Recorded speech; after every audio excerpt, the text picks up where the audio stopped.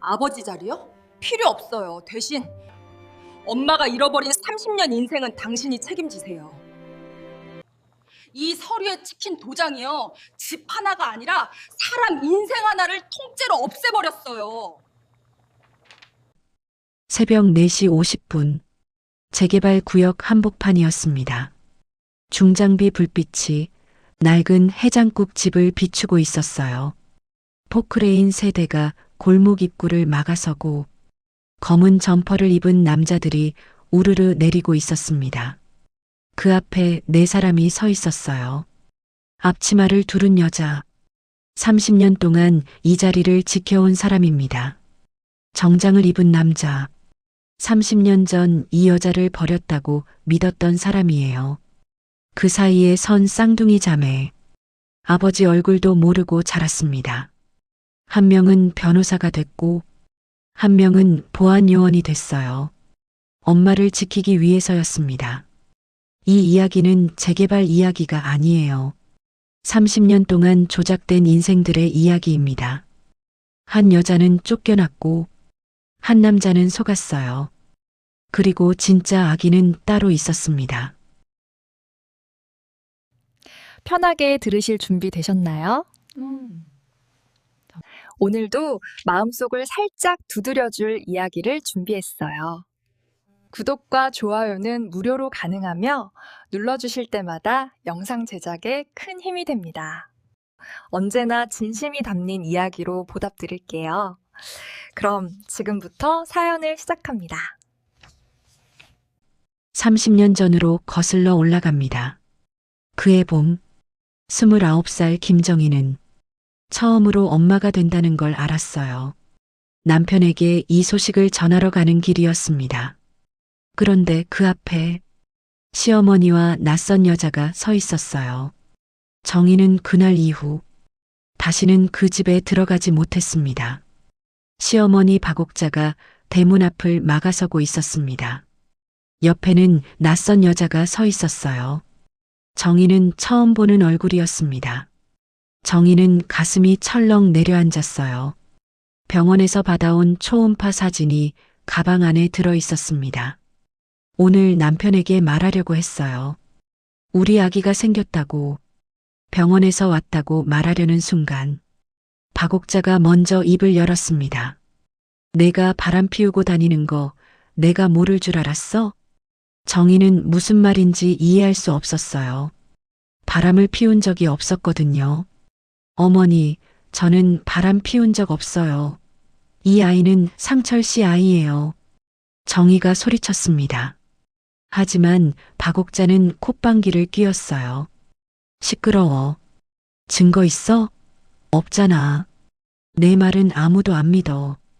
옆에 있던 낯선 여자가 앞으로 나섰습니다. 남편 회사 비서라고 자신을 소개했어요. 그리고 서류 봉투를 내밀었습니다. 여기 도장 찍으시면 됩니다. 이혼 서류요. 정희의 눈앞이 하얘졌어요. 이혼이라니. 대체 무슨 일이 벌어지고 있는 건지 알 수 없었습니다. 정희가 임신 사실을 꺼내려는 순간 박옥자가 먼저 말했어요. 임신? 그게 상철이 애인지 어떻게 알아? 정희는 아직 아무한테도 말하지 않았습니다. 오늘 처음 남편에게 말하려고 했어요. 그런데 시어머니가 이미 알고 있었습니다. 산부인과 앞에서 나오는 걸 봤다고 했어요. 미행당하고 있었던 겁니다. 상철 씨한테 전화할게요. 직접 말하면 알아줄 거예요. 정희가 핸드폰을 꺼내려 했습니다. 하지만 박옥자가 단칼에 거절했어요. 안 돼. 상철이는 너랑 얘기 안 하겠다고 했어. 배신한 여자랑 무슨 할 말이 있겠냐고. 정희는 무릎에 힘이 풀렸습니다. 3년을 함께 살았는데 한 번도 의심한 적 없다고 말해줬는데 그런데 확인 한 번 없이 어머니 말만 믿다니. 정희가 계속 억울하다고 말하자 박옥자가 차갑게 내뱉었습니다. 거짓말인지 아닌지는 중요하지 않아. 중요한 건 상철이가 뭘 믿느냐야. 그리고 걔는 내 말을 믿어. 박옥자가 응접실 소파에 앉으며 협박을 시작했습니다. 상철 사업이 이제 막 커지고 있다고 했어요.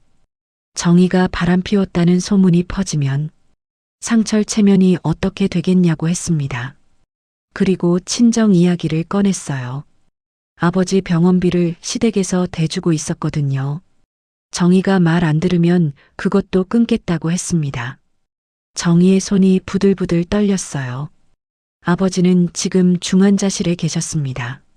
수술비가 없어서 시댁에 손 벌렸던 게 이렇게 될 줄 몰랐어요. 박옥자가 서류를 밀어냈습니다.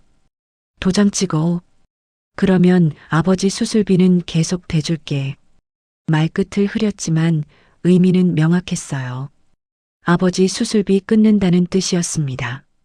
정의의 눈에서 눈물이 흘러내렸습니다. 한미라가 서류 건네며 여기 도장만 찍으시면 됩니다. 정의는 결국 도장을 찍었습니다. 박옥자가 서류를 가져갔습니다. 그리고 차갑게 말했어요. 오늘 당장 나가. 상철이 오기 전에 내 흔적 다 없애야 해. 가방 하나만 챙기라고 했습니다.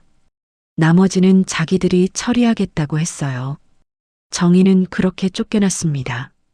3년을 살았던 집에서 남편에게 임신 사실을 말하지도 못한 채 가방 하나 들고 그 집을 나왔어요.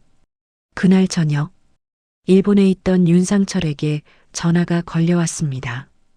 어머니 박옥자였어요. 상철아, 정의한테 다른 남자 있었어. 임신했다던 것도 거짓말이었어. 병원 기록 확인해 봤는데 아무것도 없더라. 상철은 전화기를 꽉 쥐었습니다. 배신감이 온몸을 휘감았어요. 비서에게 알아보니 어머니 말대로였습니다. 임신은 거짓말이었다고 했어요. 다른 남자아이를 자기 아이로 속이려 했거나 돈을 더 받아내려고 그랬을 거라고 했습니다. 상철의 주먹이 부르르 떨렸어요. 분노가 머릿속을 가득 채웠습니다. 상철은 그날 밤 잠을 이루지 못했습니다. 정의에게 전화해 볼까? 직접 물어볼까? 정말로 바람을 피운 건지. 하지만 분노가 눈을 가렸어요. 배신당했다는 생각이 확인을 막았습니다. 만약 정말로 자기 아이였다면? 그 생각이 스쳤지만 고개를 저었어요. 어머니가 병원 기록까지 확인했다고 했잖아. 임신은 거짓말이었던 거야.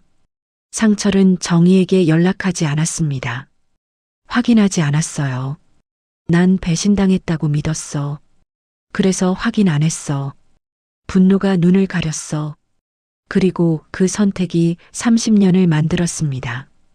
정의는 그날 밤 친정으로 가지 못했어요. 아버지가 중환자실에 계셨거든요. 어머니는 간병에 지쳐 쓰러지기 직전이었습니다. 짐이 될 수 없었어요. 싼 여인숙에서 하룻밤을 보냈습니다. 배를 움켜쥐고 울었어요. 미안해, 아가야. 엄마가 미안해. 아직 형체도 없는 아이였지만 정의는 그날 밤 결심했습니다. 이 아이만은 지키겠다고. 그렇게 혼자가 됐어요. 29살 봄이었습니다. 30년이 지났습니다. 정의는 그 뒤로 상철을 다시 보지 못했어요. 연락도 소식도 없었습니다. 쌍둥이 딸을 혼자 낳았어요. 청소, 식당 일 공장을 전전하며 키웠습니다. 그리고 지금 이 해장국집을 열었어요. 딸들은 엄마가 왜 혼자인지 물어봤습니다. 정의는 숨기지 않았어요. 아빠는 엄마를 버린 게 아니라 속았던 거라고 말해줬습니다. 누군가한테 속아서 확인도 안 하고 믿어버렸다고요. 딸들은 그 말을 가슴에 새겼습니다. 하늘은 변호사가 됐어요. 엄마 같은 사람을 지키기 위해서. 가을은 보안요원이 됐습니다. 엄마를 직접 지키기 위해서. 그리고 30년 만에 그 남자가 다시 나타났어요. 엄마의 해장국집을 밀어버리려고. 재개발 사업가로. 정의는 그의 겨울 쌍둥이를 낳았습니다. 병원비가 없어서 조산원에서 낳았어요. 분만 내내 혼자였습니다. 손 잡아줄 사람도 없었어요. 첫째가 먼저 나왔습니다. 하늘처럼 맑은 아이가 되라고 이름을 지었어요. 둘째는 5분 뒤에 나왔습니다. 가을처럼 깊은 아이가 되라고 이름을 지었어요. 정희는 아이들을 품에 안고 울었습니다. 엄마는 너희만 있으면 돼. 아빠 없어도 우리 셋이면 충분해. 아이들은 아무것도 모른 채 잠들어 있었어요. 정희는 그 작은 숨소리를 들으며 결심했습니다. 이 아이들만큼은 제대로 키우겠다고. 30년이라는 시간이 그렇게 시작됐습니다. 정희에게 30년은 생존이었어요. 매일이 전쟁이었습니다. 아이들이 100일도 되기 전에 일을 시작해야 했어요. 새벽 5시에 일어나 청소 일을 나갔습니다.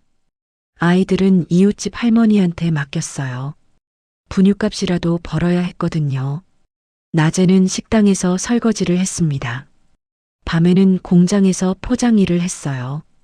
하루에 3군데를 돌았습니다. 잠은 4시간도 못 잤어요. 그래도 아이들 얼굴을 보면 힘이 났습니다. 배고프지? 조금만 참아. 엄마가 맛있는 거 해줄게. 정희는 아무리 힘들어도 아이들 앞에서는 웃었어요. 힘들어도 웃어야 해. 울면 너희한테 미안하잖아. 그게 정희가 30년을 버틴 방법이었습니다. 아이들이 7살 되던 해였어요. 하늘이가 엄마 손을 보더니 물었습니다. 엄마 손 왜 이렇게 거칠어요? 아파요? 정희의 손은 갈라지고 굳은 살이 박혀 있었어요. 세제에 닳고 다른 손이었습니다. 겨울이면 손등이 갈라져서 피가 났어요. 정희는 손을 감추며 웃었습니다. 아프지 않다고 괜찮다고 했어요. 하지만 하늘이는 그날 밤 몰래 울었습니다. 가을이가 어느 날 물었어요. 왜 아빠는 안 찾아와요? 우리가 싫은 거예요? 정희는 가슴이 찢어지는 것 같았습니다. 뭐라고 대답해야 할지 몰랐어요. 한참을 고민하다가 정희가 말했습니다. 너희 아빠는 나쁜 사람이 아니야. 그냥 속은 거야. 누군가한테. 거짓말은 하고 싶지 않았어요. 아이들이 아빠를 미워하게 만들고 싶지도 않았습니다. 그래서 진실을 말해줬어요. 아빠는 버린 게 아니라 속았다고. 누군가 우리 사이를 갈라놨다고. 그래서 아빠는 너희가 있는지도 모른다고. 아이들은 그 말을 가슴에 새겼습니다. 정희가 해장국집을 연 건 40대 초반이었어요. 공장에서 허리를 다쳐서 무거운 일을 못하게 됐습니다. 그때 아는 분이 권유했어요. 음식 솜씨가 좋으니까 가게를 해보라고. 정희는 남은 돈을 모두 털어서 가게를 냈습니다. 재개발 구역이라 임대료가 쌌어요. 다른 곳은 엄두도 못 냈거든요. 처음에는 손님이 없었습니다. 한 달 내내 적자였어요. 그래도 포기하지 않았습니다. 정희의 해장국은 특별했어요. 사고를 이틀 동안 고았습니다. 새벽 4시에 일어나 육수를 끓였어요. 정성을 다한 맛이었습니다. 입소문이 났어요. 새벽에 술 깨러 오는 손님들이 하나둘 늘었습니다. 택시 기사들 사이에서 유명해졌어요. 공사장 인부들이 단골이 됐습니다. 정인의 해장국집은 그렇게 자리를 잡았어요. 아이들은 그 가게에서 자랐습니다. 방과 후에는 가게에 와서 숙제를 했어요. 엄마가 바쁘면 홀에서 설거지도 도왔습니다. 주말에는 배달도 했어요. 힘들었지만 불평하지 않았습니다. 엄마가 얼마나 힘들게 사는지 알았거든요. 하늘이는 공부를 열심히 했어요. 새벽까지 책상에 앉아 있었습니다. 엄마처럼 힘들게 살고 싶지 않았어요. 하늘아, 가을아, 공부 열심히 해. 그게 엄마한테 가장 큰 효도야. 정희가 늘 하던 말이었습니다. 하늘이는 그 말을 마음에 새겼어요. 장학금 받고 대학에 갔습니다. 법대에 들어갔어요. 그리고 변호사 시험에 합격했습니다. 엄마 같은 사람 지키려고 변호사 됐어요. 하늘이가 자격증을 받던 날 한 말이었어요. 정희는 그날 펑펑 울었습니다. 가을이는 다른 길을 갔어요. 공부보다는 몸을 쓰는 게 맞았습니다. 체육을 좋아했어요. 경찰 시험을 보려다가 보안업체에 들어갔습니다. 나는 직접 지킬래요. 말로는 안 되는 것들이 있으니까. 가을이의 선택이었어요. 엄마를 괴롭히는 사람이 있으면 직접 맞겠다는 뜻이었습니다. 정희는 딸들이 자랄수록 걱정이 됐어요. 아이들이 아빠 없이 크는 게 마음에 걸렸습니다. 하지만 딸들은 씩씩하게 자랐어요. 오히려 정희를 걱정했습니다. 엄마, 이제 우리가 지킬게요. 더 이상 혼자 힘들어하지 마세요. 하늘이가 변호사가 되고 나서 한 말이었어요. 가을이도 고개를 끄덕였습니다. 정희는 그제야 눈물을 흘렸어요. 30년 동안 혼자 버텨온 세월이 떠올랐습니다. 힘들었어요. 너무 힘들었습니다. 하지만 후회하지 않았어요. 이 아이들이 있으니까. 같은 30년. 윤상철에게 그 시간은 완전히 달랐습니다. 이혼 후 1년도 안 돼서 재혼했어요. 한미라와였습니다. 어머니 박옥자가 강력하게 추천했어요. 미라가 너한테 딱이야. 그 여자보다 100배는 나아. 상철은 거부하지 않았습니다. 배신당한 상처가 너무 컸거든요. 누군가 옆에 있어야 할 것 같았어요. 이번엔 엄마가 고른 여자야. 틀림없어. 박옥자가 그렇게 말했습니다. 한미라는 빈틈이 없었어요. 회사 일도 잘 도왔습니다. 집안일도 완벽하게 처리했어요. 상철 씨, 이제 저만 보세요. 제가 잘할게요. 한미라는 늘 그렇게 말했습니다. 상철은 믿었어요. 이번에는 괜찮을 거라고 생각했습니다. 사업은 승승장구했어요. 상철은 건설업으로 시작해서 개발 사업으로 확장했습니다. 부동산 경기가 좋을 때 크게 성공했어요. 회사가 점점 커졌습니다. 돈은 많아졌어요. 하지만 마음 한구석은 늘 허전했습니다. 밤에 잠들기 전이면 가끔 정의 생각이 났어요. 가끔 그 여자 생각이 났어. 정말 바람을 피운 게 맞았을까? 한미라가 옆에서 잠들어 있어도 정의 얼굴이 떠오르는 날이 있었습니다. 한 번만 확인해 볼까? 그런 생각이 들 때마다 고개를 저었어요. 어머니가 거짓말할 리 없다고 생각했습니다. 병원 기록까지 확인했다고 했잖아. 임신은 거짓말이었던 거야. 상철은 스스로를 그렇게 설득했어요. 한미라는 상철이 정의 생각하는 걸 눈치챘습니다. 상철 씨, 전처 생각하지 마세요. 그런 여자 생각할 가치도 없어요. 한미라는 늘 그렇게 말했어요. 전처는 잊으세요. 그 여자는 당신을 배신한 사람이에요. 상철은 고개를 끄덕였습니다. 맞아, 그 여자는 나를 배신했어. 확인할 필요 없어. 그렇게 또 시간이 흘렀어요. 하지만 가끔씩, 정말 가끔씩 불현듯 그런 생각이 들었습니다. 만약 아이가 있었다면, 내 아이였다면, 지금 어디서 뭘 하고 있을까? 그 생각을 할 때마다 상철은 술을 마셨어요. 취해서 잠들면 그 생각을 안 해도 됐거든요. 30년 동안 한 번도 안 찾아봤어. 그게 내 죄야.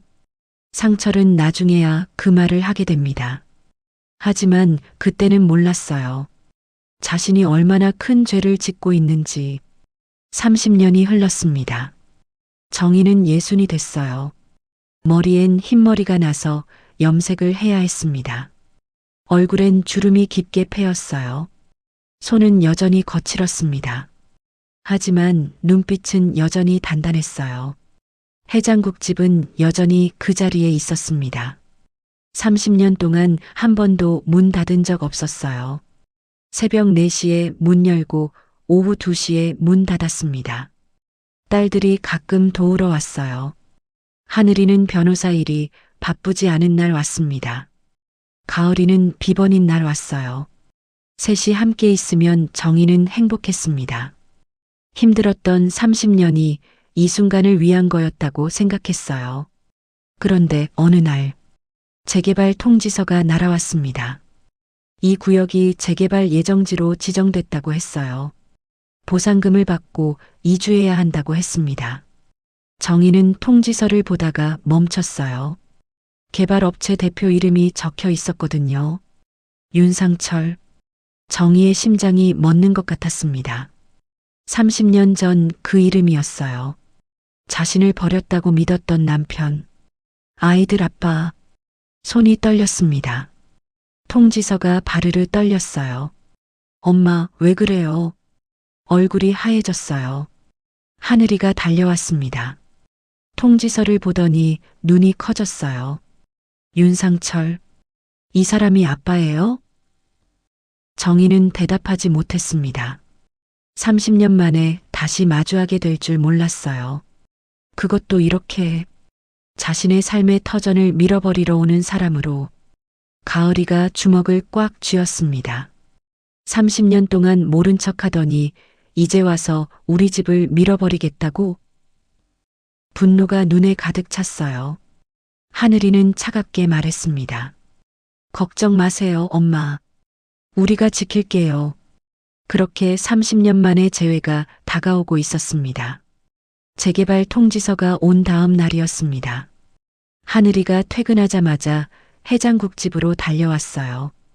가을이도 비번이라 함께 왔습니다. 정희는 테이블 위에 서류들을 펼쳐놓고 있었어요. 재개발 통지서, 보상금 산정서, 그리고 30년 전 이혼 서류 사본까지. 하늘이가 서류들을 하나씩 살펴봤습니다. 변호사 눈으로 꼼꼼하게 검토했어요. 가을이는 창밖을 살폈습니다. 골목 입구에 검은 승합차가 서 있었어요. 아침부터 계속 저 자리였습니다. 정희가 한숨을 내쉬었습니다. 30년이에요. 30년 동안 이 자리를 지켜왔는데 이제 와서 나가라니. 하늘이가 30년 전 이혼 서류를 집어들었습니다. 아버지 회사 법무팀을 통해 원본 사본을 떼왔다고 했어요. 변호사 자격으로 서류 열람을 요청했습니다. 이혼 합의서였어요. 양쪽 도장이 찍혀 있었습니다. 그런데 한 군데가 눈에 들어왔어요. 자녀 항목이었습니다. 없음에 체크가 되어 있었어요. 엄마, 이 서류 봐요. 자녀 없음에 체크되어 있어요. 정희가 서류를 받아들었습니다. 자녀 항목을 봤어요. 정희의 얼굴이 굳었어요. 난 분명히 도장만 찍었어. 자녀 칸은 절대 체크 안 했어. 그날을 기억하고 있었어요. 시어머니 집 거실. 한미라가 서류를 건네며 말했습니다. 여기 도장만 찍으세요. 아버지 수술비 협박에 정신이 없었거든요. 도장만 찍고 나왔어요. 자녀 칸은 비어 있었습니다. 하늘이의 눈빛이 날카로워졌습니다. 엄마가 안 했으면 누군가 몰래 체크한 거예요. 엄마 나간 뒤에 정희가 중얼거렸어요. 그 여자들이 나중에 체크한 거야. 내 아이들을 지운 거야. 손이 부들부들 떨렸습니다. 30년 동안 몰랐어. 이렇게 당한 줄. 하늘이가 다른 서류를 꺼냈습니다. 재개발 보상금 심의위원 명단이었어요. 명단을 훑어보다가 멈췄어요. 재개발 보상금 심의위원 명단에 한미라 이름이 있어요. 한미라, 복지센터장, 심의위원. 분명히 적혀 있었어요. 복지센터장이 왜 재개발에 개입하는 거지? 특히 이 해장국집, 유독 보상금이 낮게 책정되어 있었어요. 다른 가게들보다 30%나 낮았습니다. 30년 전에 엄마를 쫓아낸 사람, 지금 다시 엄마를 쫓아내려는 사람, 같은 사람이었어요. 가을이가 창밖을 가리켰습니다. 검은 승합차에서 남자들이 내리고 있었어요. 3명이었습니다. 전부 검은 점퍼를 입고 있었어요. 용역들 움직임 심상치 않아요. 새벽에 뭔가 할 거예요. 남자들이 가게 안으로 들어왔어요. 리더로 보이는 남자가 앞으로 나섰습니다. 목에 금목걸이를 하고 있었어요. 아줌마, 좋게 말할 때 나가요. 안 그러면 우리도 방법이 없어요.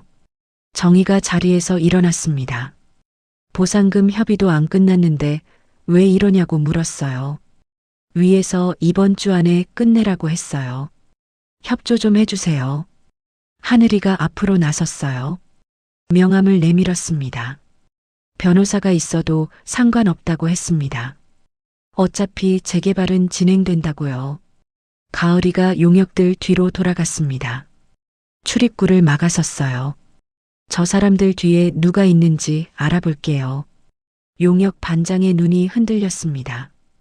오늘은 경고만 하고 가겠다고 했어요. 다음에 올 땐 진짜라고요. 용역들이 나갔습니다. 하늘이가 한숨을 내쉬었습니다. 저 사람들이 또 올 거예요. 증거를 모아둬야 해요. 30년 전 서류랑 지금 재개발이랑 연결되어 있어요. 반드시 증거 찾을게요. 가을이가 말했어요. 언니, 법으로 싸워. 나는 몸으로 막을게. 정희가 두 딸을 바라봤어요. 고맙다고 했습니다. 근데 위험하다고요. 하늘이가 엄마 손을 잡았습니다. 엄마한텐 우리가 있잖아요. 30년 동안 셋이서 버텼잖아요. 이번에도 같이 싸우자고요. 가을이도 엄마 손을 잡았어요. 절대 안 진다고 했습니다. 같은 시각, 윤상철은 회사 사무실에 있었습니다. 대형 모니터에 재개발 구역 지도가 떠 있었어요. 한미라가 옆에서 보고하고 있었습니다. 대부분의 가게는 이미 이주가 끝났어요. 그런데 한 곳이 남았습니다. 해장국집. 이 구역 철거 왜 이렇게 늦어지는 거야? 해장국집 주인이 안 나간다고 했습니다. 뭐? 해장국집 한 곳이 안 나간다고? 상철은 직접 가보겠다고 했어요. 한미라의 얼굴이 굳었습니다. 직접 가실 필요 없다고 했어요.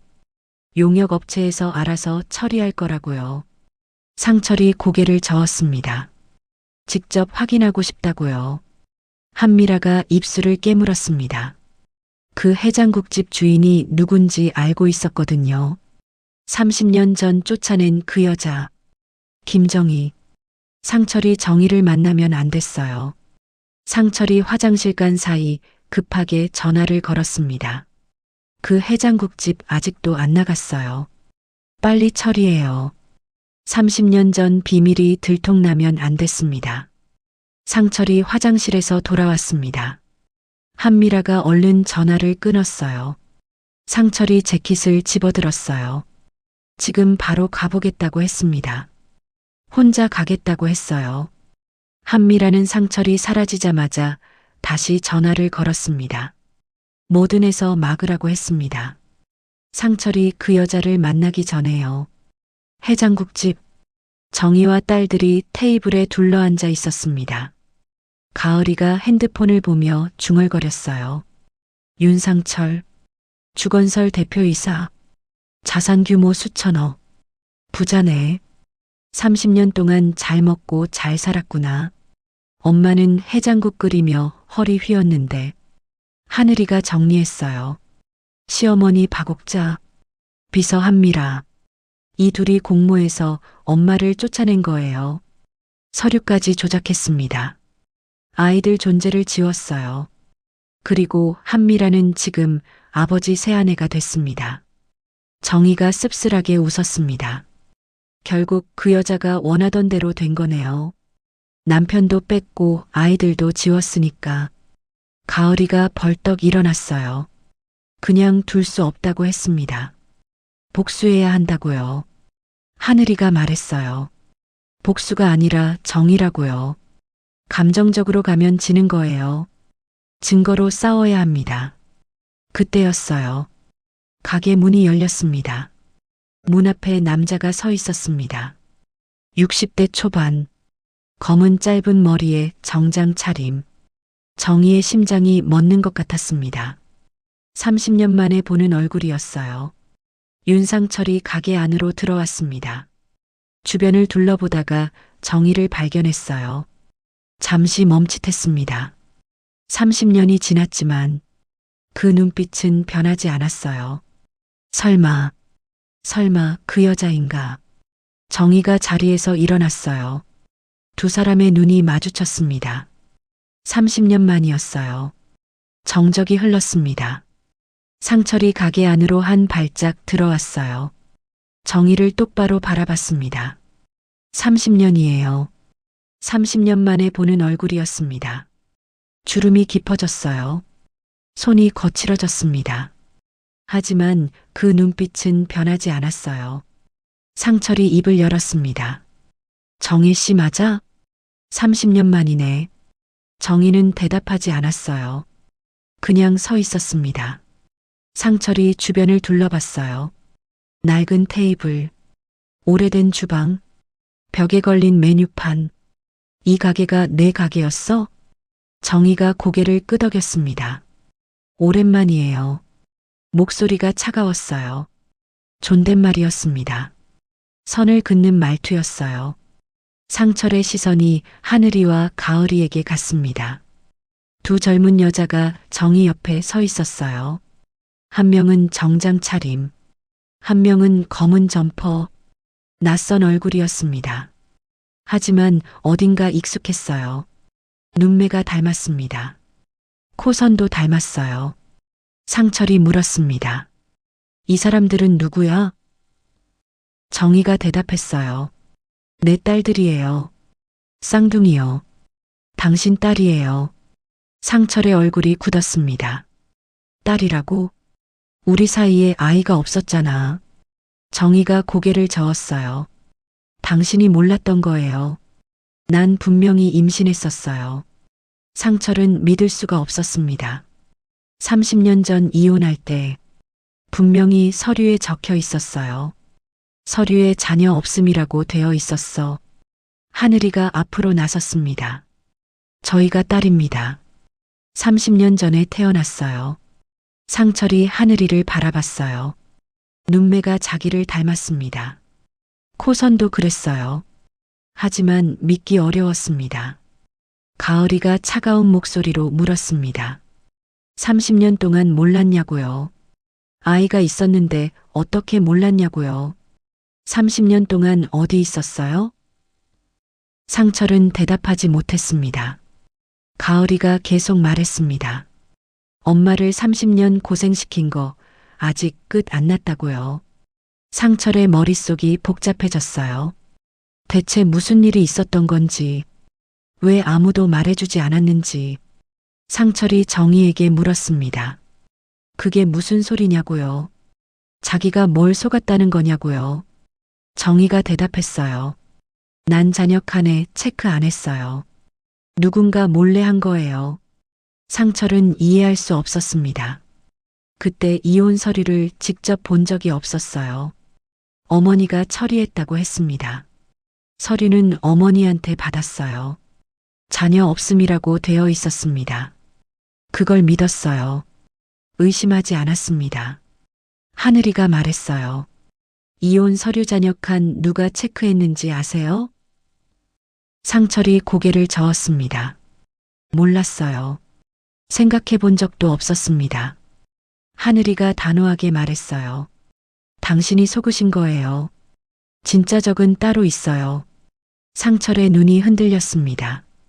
진짜죠? 지금 부인이랑 시어머니한테 물어보세요. 상철은 머리가 멍해졌습니다. 아내 한미라, 어머니 박옥자, 이 두 사람이 뭔가를 숨겼다는 건가? 상철이 정희에게 말했어요. 30년 동안 나한테 아무 말도 안 했잖아. 정희의 눈빛이 차가워졌습니다. 쫓겨난 사람이 어떻게 연락해요? 당신은 확인도 안 했잖아요. 상철은 할 말이 없었습니다. 맞는 말이었어요. 확인 안 했습니다. 어머니 말만 믿었어요. 정희가 바람 피웠다고, 임신은 거짓말이라고, 그걸 그대로 믿었습니다. 30년 동안. 그때였어요. 가을이가 창밖을 봤습니다. 얼굴이 굳었어요. 용역 더 왔어요. 이번엔 10명 넘어요. 모두가 창밖을 봤습니다. 검은 승합차 세 대가 서 있었어요. 남자들이 우르르 내리고 있었습니다. 전부 검은 점퍼, 손에 뭔가를 들고 있었어요. 쇠파이프, 강목. 정희의 얼굴이 하얘졌습니다.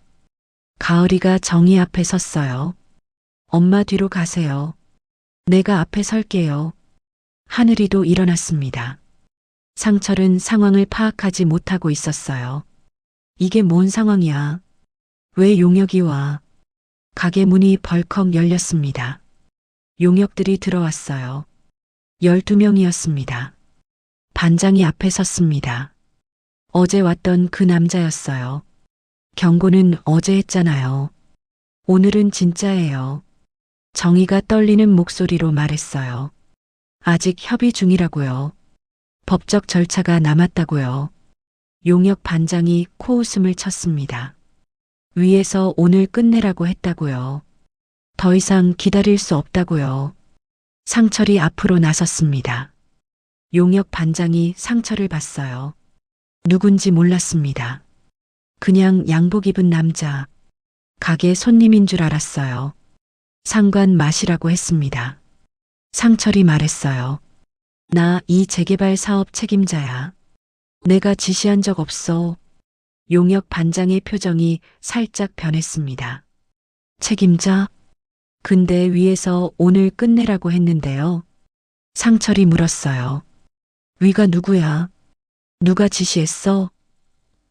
같은 시각, 한미라는 집에서 전화를 받고 있었습니다. 용역 업체에서 연락이 왔어요. 사장님이 현장에 있다고 어떻게 하냐고요. 한미라의 얼굴이 하얘졌습니다. 상철이 거기 왜 있어요? 그 여자를 만났다고요? 용역 반장이 대답했어요. 네. 두 분이 아는 사이 같던데요. 딸이라는 사람들도 있고요. 한미라의 손이 떨렸습니다. 박옥자가 소파에서 물었어요. 무슨 일이야? 한미라가 전화를 끊고 말했습니다. 상철 씨가 그 여자 만났어요. 어떻게요? 박옥자의 얼굴이 굳었습니다. 30년 전 비밀. 그게 들통날 수도 있었습니다. 박옥자가 말했습니다. 미라야, 내가 알아서 해. 상철이 귀에 들어가면 안 돼. 한미라가 고개를 끄덕였어요. 다시 전화를 걸었어요. 오늘 밤 안에 끝내요. 무슨 수를 써서라도. 전화를 끊었습니다. 한미라의 눈빛이 차가워졌어요. 어떻게든 막아야 했습니다. 다시 해장국집. 용역 반장이 전화를 받았어요. 표정이 변했습니다. 알겠다고 했어요. 전화를 끊고 부하들에게 말했습니다. 다 부숴버려. 용역들이 움직이기 시작했어요. 테이블을 뒤집었습니다. 의자를 던졌어요. 주방으로 들어가려고 했습니다. 가을이가 막아섰어요. 보안요원 출신이었습니다. 훈련받은 사람이에요. 용역 한 명이 덤볐어요. 가을이가 손목을 꺾었습니다. 남자가 비명을 질렀어요. 다른 용역들이 멈칫했습니다. 가을이가 낮게 말했어요. 더 덤빌 거예요? 용역 반장이 이를 악물었습니다. 여자든 뭐든 상관없어. 밀어버려.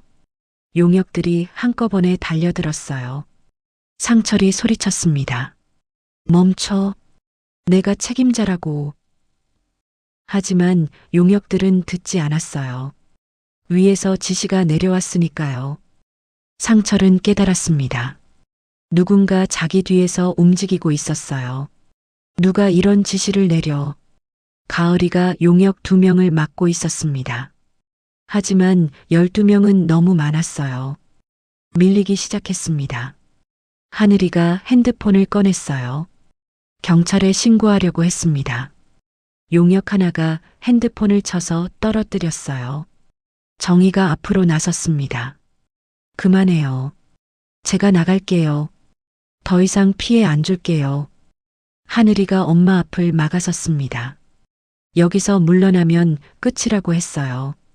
가을이도 엄마를 뒤로 밀었습니다. 자기가 시간을 끌 테니 언니가 경찰을 부르라고 했어요. 하늘이가 떨어진 핸드폰을 집으려 했습니다. 그 순간 용역이 발로 밟았어요. 상철이 그 용역을 밀쳤습니다. 용역 반장이 상철을 붙잡았어요.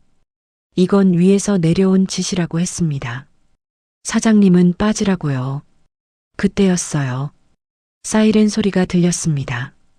경찰차였어요. 누군가 신고한 거였습니다. 가게 밖에서 불빛이 번쩍였어요. 용역들이 멈칫했습니다. 반장이 소리쳤어요. 철수해. 용역들이 우르르 빠져나갔어요. 검은 승합차들이 골목을 빠져나갔습니다. 경찰 2명이 가게 안으로 들어왔어요. 무슨 일이냐고 물었습니다. 하늘이가 설명했어요. 재개발 관련 폭력 사태라고요. 영상 증거도 있다고요. 경찰이 상황을 기록했습니다. 가게는 엉망이었습니다. 테이블이 뒤집혀 있었어요. 의자가 부서져 있었습니다. 정의가 주저앉았어요. 30년이었습니다. 30년 동안 지켜온 가게. 하늘이가 엄마를 안았어요. 괜찮아요. 우리가 고칠 수 있어요. 포기하지 마요. 가을이는 밖을 경계하고 있었습니다. 다시 올 수도 있으니까요. 철은 한쪽에 서 있었습니다. 아무 말도 못했어요. 자기 회사 재개발 사업이었습니다. 그런데 자기도 모르는 사이에 이런 일이 벌어졌어요. 누가 지시한 건지, 누가 이렇게까지 한 건지 도무지 알 수가 없었습니다. 상철이 정희에게 다가갔습니다. 미안해. 내가 몰랐어. 정희가 고개를 들었어요. 눈물이 고여 있었습니다. 하지만 차가운 눈빛이었어요. 미안하다고요? 30년이에요. 30년 동안 혼자 살았어요. 애들 2 키우면서 하루도 편한 날 없었어요. 상철은 아무 말도 못했습니다. 정희는 사과를 받아들이지 않았습니다. 대신 한 가지를 요구했어요. 진실을 알아내라고. 누가 자신들을 갈라놨는지, 누가 자신의 아이들을 지웠는지 그걸 알아내달라고 했습니다. 상철이 고개를 끄덕였습니다. 반드시 알아낸다고 했어요. 상철이 가게를 나섰습니다. 차에 올라탔어요. 핸드폰을 꺼냈습니다. 한미라에게 전화를 걸었어요. 신호가 갔습니다. 한미라가 전화를 받았습니다. 상철이 지금 어디냐고 물었어요. 집에 있냐고요. 한미라는 집에 있다고 대답했습니다. 왜 그러냐고 무슨 일이냐고 물었어요. 상철이 할 얘기가 있어서 지금 간다고 했습니다. 그리고 전화를 끊었습니다. 상철의 눈빛이 차가워졌어요. 30년 전 무슨 일이 있었는지 오늘 밤 알아낼 거였습니다. 상철이 집에 도착했습니다. 현관문을 열고 들어갔어요. 거실에 한미라와 어머니가 앉아 있었습니다. 2 사람의 얼굴이 굳어 있었어요. 이미 알고 있었습니다. 상철이 정희를 만났다는 걸. 상철이 거실 한가운데 섰어요. 2 사람을 번갈아 봤습니다. 30년 전 무슨 일이 있었어요? 다 말해요. 한미라가 입을 열려고 했어요. 상철이 손을 들어 막았습니다. 변명 말고 사실만 말하라고 했습니다. 상철이 어머니를 바라봤어요. 이혼 서류 잔여 칸을 누가 체크했냐고 물었습니다. 박옥자는 대답하지 않았어요. 상철이 다시 물었습니다. 정희는 체크 안 했다고 도장만 찍었다고 했다고요. 그럼 누가 체크한 거냐고요. 박옥자가 한숨을 내쉬었습니다. 더 이상 숨길 수 없었어요. 자기가 체크했다고. 그게 어떠냐고 했어요. 상철의 얼굴이 굳었습니다. 박옥자가 말했어요. 그년이 내 아이를 가졌든 말든 상관없었어. 상철은 믿을 수가 없었습니다. 아이가 있다는 걸 알았다는 건지, 알면서 지웠다는 건지 도저히 이해할 수 없었어요. 그 여자는 우리 집안에 안 맞았어. 상철이 물었습니다. 정희가 바람 피웠다고 했잖아요. 그것도 거짓말이야? 박옥자는 대답하지 않았어요. 한미라가 끼어들었습니다. 다 그 여자를 위해서 그런 거예요. 당신을 위해서요. 상철이 한미라를 봤습니다. 자기를 위해서 그랬냐고 물었어요. 거짓말로 자신을 속인 거냐고요. 한미라는 그 여자가 상철에게 안 어울렸다고 했습니다. 상철의 목소리가 높아졌어요. 그래서 없는 바람을 만들어냈냐고요. 없는 내연남을 만들어냈냐고요. 한미라가 고개를 숙였습니다. 시어머니 말씀대로 했을 뿐이라고 했어요. 상철이 어머니를 다시 봤습니다. 엄마도 알고 있었어요? 박옥자가 대답했어요. 알았어. 처음부터 알았어. 상철은 머리가 멍해졌습니다. 30년이에요. 30년 동안 속았습니다. 정의가 바람 피웠다고 믿었어요. 아이가 없다고 믿었습니다. 어머니 말만 믿었어요. 그게 전부 거짓말이었습니다. 내 딸들이 있었어요. 30년 동안 몰랐어요. 박옥자가 말했어요. 상철아, 엄마 말 들어. 저것들 믿지 마. 상철이 고개를 저었습니다. 저것들? 내 딸들을 저것들이라고? 30년 동안 잘 살았잖아. 뭐가 문제야? 상철의 얼굴이 일그러졌어요. 나한테 어떻게 이럴 수 있어요? 목소리가 떨렸습니다. 30년이야. 30년을 속았어요. 박옥자는 표정이 변하지 않았어요. 내 인생을 위해서 한 거야.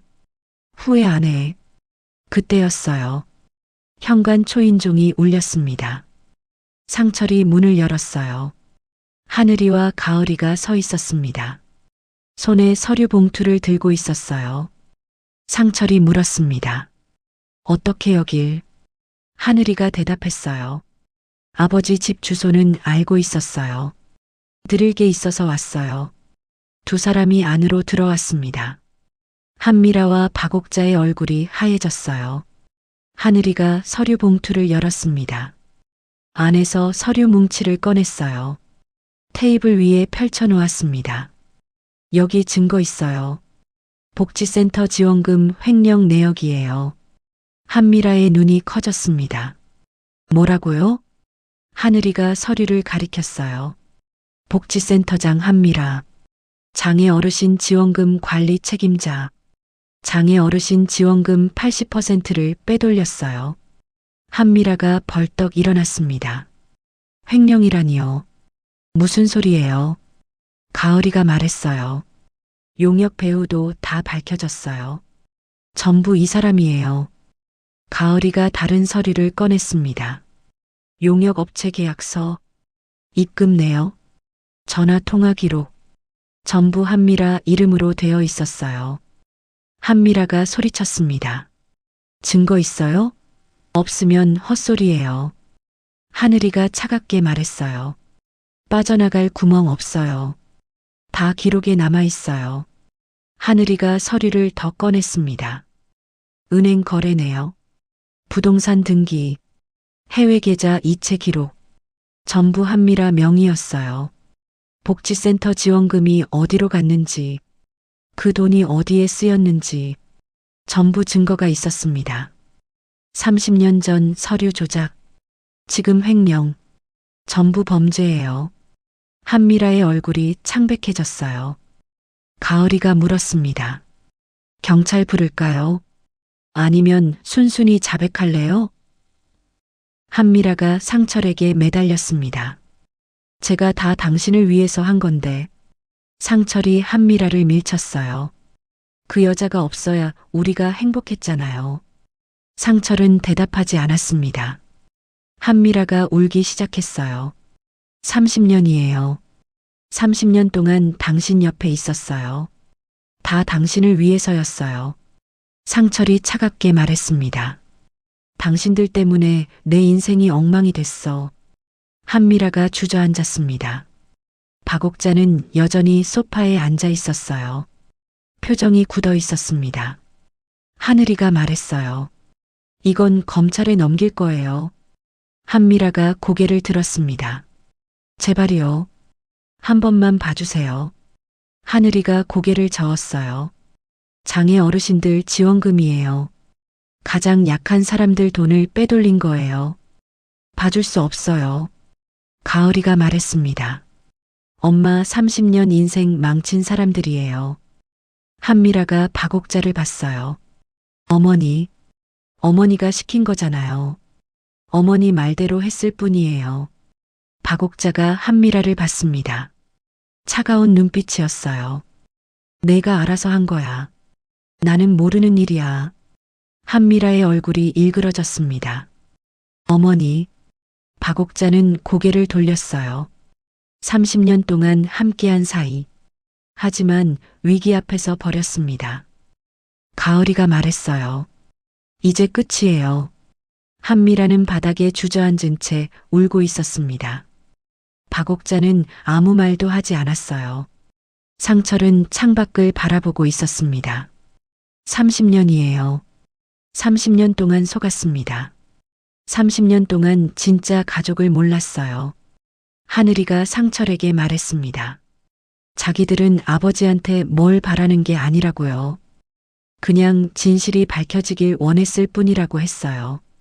상철이 고개를 끄덕였습니다. 미안하다고 했어요. 정말 미안하다고요. 가을이가 말했습니다. 미안한 건 엄마한테 하라고요. 자기들은 괜찮다고 했어요. 같은 시각, 정희는 해장국집에 있었습니다. 엉망이 된 가게를 정리하고 있었어요. 뒤집힌 테이블을 세웠습니다. 부서진 의자를 한쪽에 모았어요. 30년이었습니다. 30년 동안 이 자리를 지켜왔어요. 오늘 밤 드디어 진실이 밝혀졌습니다. 핸드폰이 울렸어요.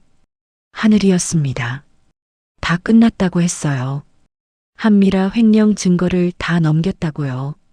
시어머니도 다 인정했다고 했습니다. 정희의 눈에 눈물이 고였습니다. 30년 동안 기다렸어요. 이날을. 하늘이가 말했어요.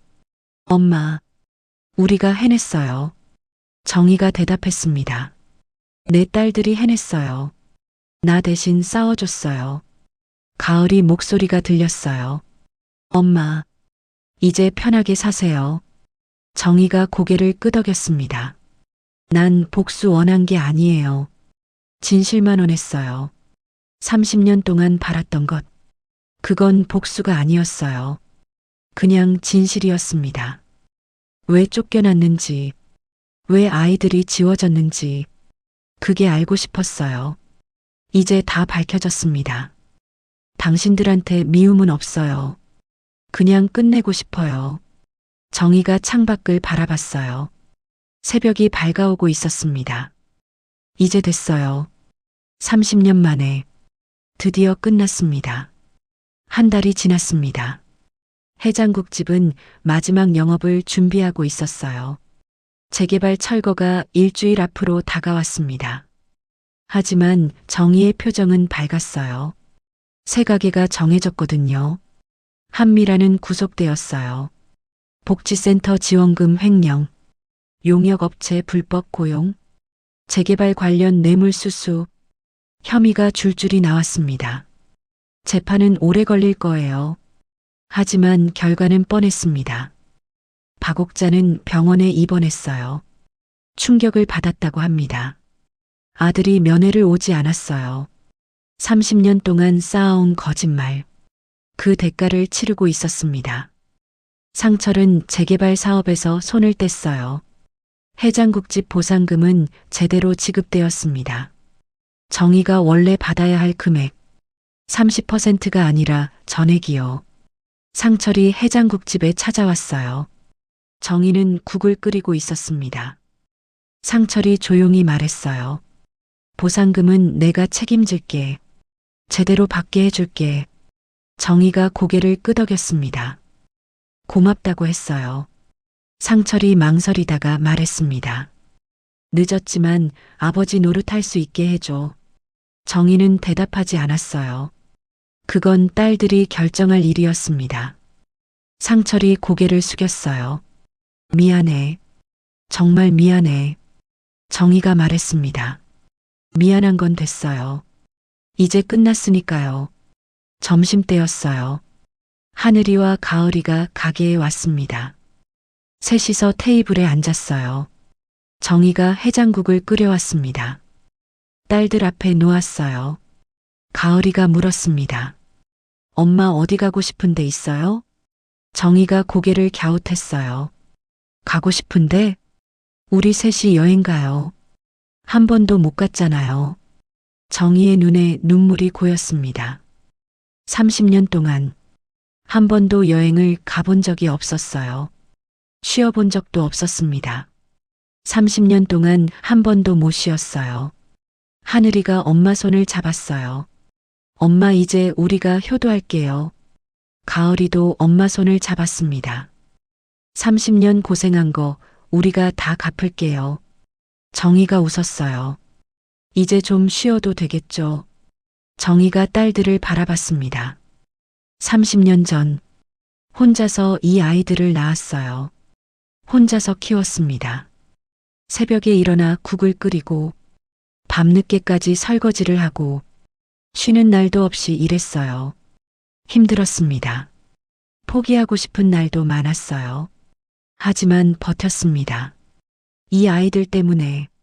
그리고 지금 이 아이들이 엄마를 지켜줬어요. 내 인생 후회 없어요. 너희 둘이 있으니까. 하늘이와 가을이가 엄마를 안았습니다. 셋이서 한참을 안고 있었어요. 저녁이 되었어요. 손님들이 하나둘 들어왔습니다. 단골 손님이 자리에 앉았어요. 사장님, 오늘도 해장국 한 그릇이요. 정희가 웃으며 대답했습니다. 네, 금방 갖다 드릴게요. 주방으로 들어갔어요. 국을 끓이기 시작했습니다. 다른 손님이 말했어요. 여기 해장국이 제일 맛있어요. 정희가 고개를 끄덕였습니다. 30년 동안 같은 맛. 앞으로도 같은 맛이에요. 가을이가 물었습니다. 엄마, 새 가게 어디로 정했어요? 정희가 웃었어요. 바로 옆 골목에 자리 났어. 보상금으로 계약했어. 간판도 그대로 가져갈 거예요. 30년 된 그 간판. 해장국집은 계속 할 거라고 했습니다. 자리만 바뀌는 거예요. 해가 지고 있었어요. 창밖으로 노을이 보였습니다. 정희는 손님들에게 국을 서빙하고 있었어요. 30년 전 아무것도 없이 시작했습니다. 30년 후 모든 것을 되찾았어요. 진실도, 가족도, 존엄도. 정희가 창밖을 바라봤습니다. 노을이 아름다웠어요. 30년 만에 처음으로 편안한 마음이었습니다. 거짓은 평생을 버텨도 결국 진실 앞에 무릎 꿇습니다. 다만 그 시간 동안 누군가는 소중한 세월을 빼앗겨요. 되돌릴 수 없는 시간, 다시 채울 수 없는 빈자리. 그래도 우리는 살아갑니다. 넘어져도 다시 일어서고, 울어도 다시 웃게 되는 게 사람이니까요. 세상이 아무리 힘들어도 해는 다시 뜹니다. 아무도 알아주지 않아도 내가 걸어온 길은 사라지지 않아요. 흘린 땀은 기억하고 있고, 삼킨 눈물은 나를 단단하게 만들었습니다. 남은 시간은 우리가 선택할 수 있어요. 늦었다고 생각할 때가 사실은 가장 빠른 때입니다. 60에 시작해도 괜찮아요. 70에 시작해도 괜찮습니다. 중요한 건 멈추지 않는 거예요. 오늘 이 영상을 보신 분들 중에 혹시 지금 힘든 시간을 보내고 계신 분이 있다면 이 말씀을 드리고 싶어요. 지금 걷고 있는 그 길이 나중에는 가장 소중한 길이 됩니다. 밤이 깊을수록 새벽은 가까워져요. 포기하지 마세요. 진실은 반드시 빛을 봅니다. 그리고 당신의 내일도 반드시 빛날 거예요. 오늘도 수고 많으셨습니다. 지금까지 혹해서 반에서와 함께 해주셔서 진심으로 감사합니다. 오늘의 이야기가 당신 마음에도 따뜻한 흔적으로 남길 바랍니다. 지금은 어디에서 이 이야기를 듣고 계신가요? 댓글로 인사 남겨주시면 그 마음에도 좋은 기운이 전해지길 바랍니다.